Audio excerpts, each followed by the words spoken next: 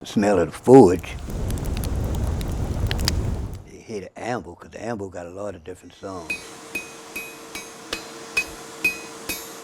And they sing somebody who just like what he's doing. For the last 57 years, Carlton Simmons has been hammering away.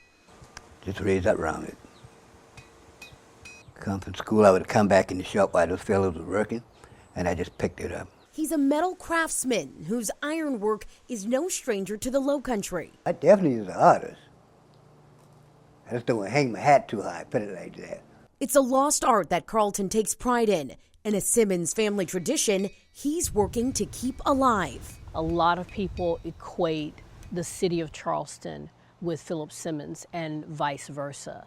His works here are so deeply rooted, and that's one of the things that we're trying to continue and keep his name out there and remind people. The late Philip Simmons, the blacksmith of Charleston, born in Wando, South Carolina in 1912. I have accomplished something in this country.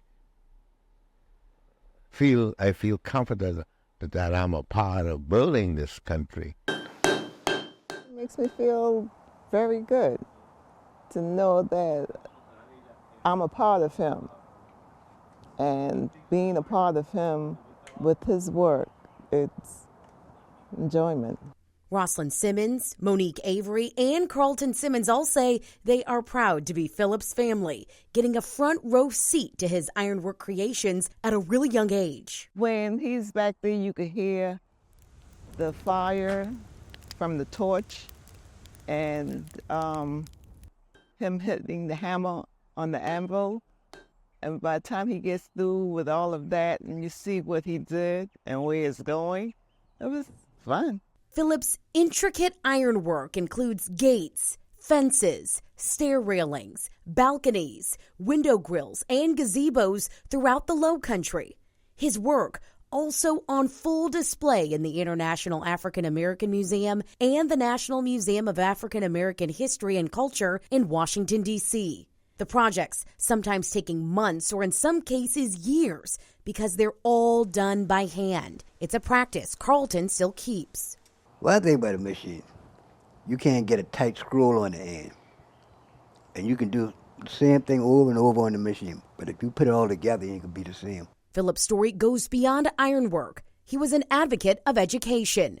An elementary, middle, and high school all named after him. The mascot, the Iron Horses. He just thought of himself as a regular guy. You know, he didn't think that anything that he was doing was really special. It was just what he did to make a life, for his family, and to appreciate the art that he did. You know, he loved working. He loved working with his hands. Philip passed away at 97 years old back in 2009, but his legacy lives on through the Philip Simmons Foundation, a quaint house turned museum tucked away on Blake Street. Mr. Simmons bought the property in '59. He and his sister used to live across the street. It's a cause that's near and dear to Rossi Coulter.